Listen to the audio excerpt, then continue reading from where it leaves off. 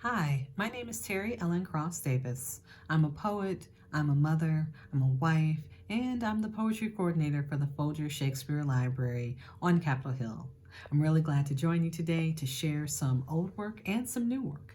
My family and I have enjoyed gathering with other local authors at Eastern Market in previous years for the Literary Hill Bookfest.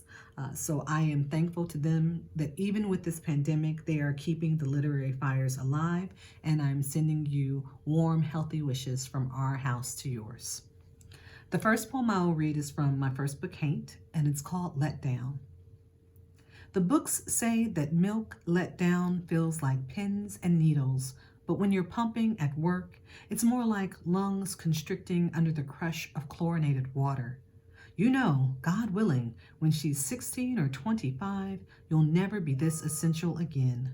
So remember the smothering need now, the engorged breasts, the suction, the release.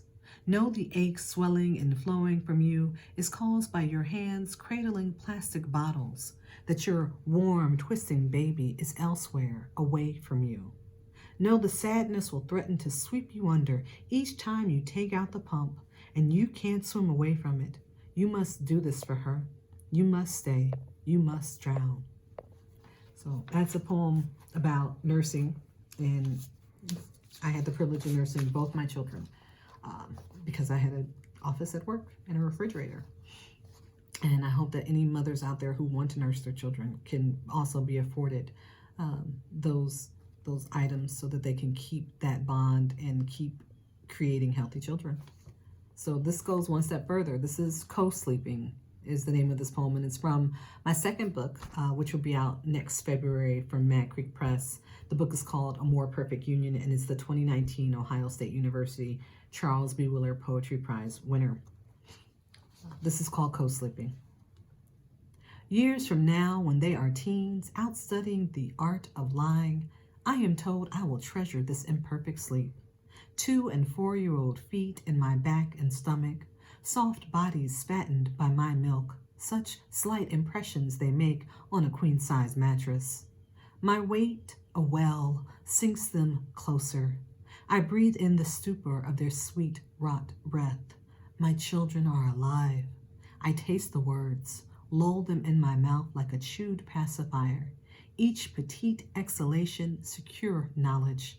I swaddle this fact, fold it tight, tuck in its edges, wrap it again, alive, in this moment, on this night. I burrow in, knowing sleep won't come, but curl around them, a shield, settled and still. This poem is called Thank You, Jesus. When the blue and red sirens pass you, when the school calls because your child beat the exam and not a classmate, when the smartphone drops but does not crack, the rush escaping your mouth betrays your upbringing. Thank you, Jesus, a balm over the wound. When the mammogram finds only density, when the playground tumble results in a bruise, not a broken bone, like steam from a hot tea kettle, thank you, Jesus, and the pent-up fear vents upward, out. Maybe it's a hand over breast, supplication learned deeper than flesh, as if one could shush the soul, the fluttering heartbeat, with 3 words. Maybe it's not so dire, an almost trip on the sidewalk, the accumulated sales total showing savings upon savings. Maybe it's as small as an empty seat on the metro.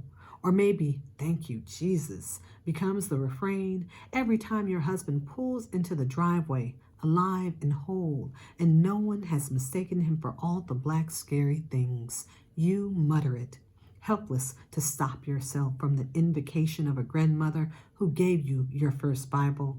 You say it because your mother, even knowing your doubt as a vested commodity, still urges prayer. You learned early to cast the net. Thank you, Jesus.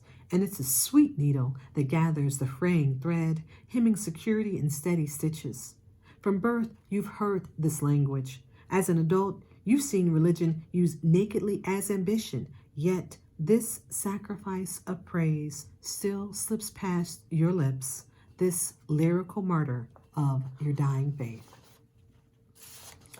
And this last poem I want to share with you is called The Goddess of Scars. As a child, I was on the gateway drug of Greek mythology, which led me to Roman mythology, Egyptian mythology, Norse mythology, and I was a comic book fan too, so I've always had a affinity and just a love of supernatural things.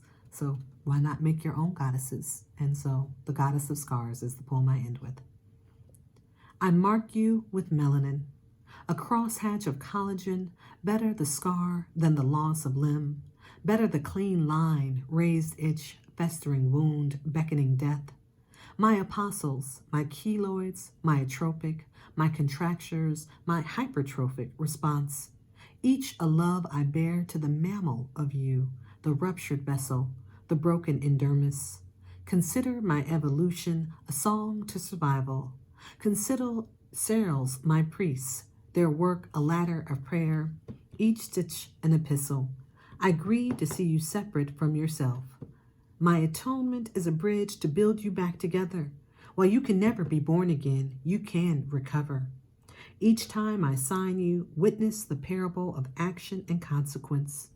I do not think you show enough reverence. You were never meant to be a smooth canvas, but a texture, a testament. I bless you with the story, and each and every time you live to tell the tale. My name is Terry Ellen Cross. Thank you so much for this time.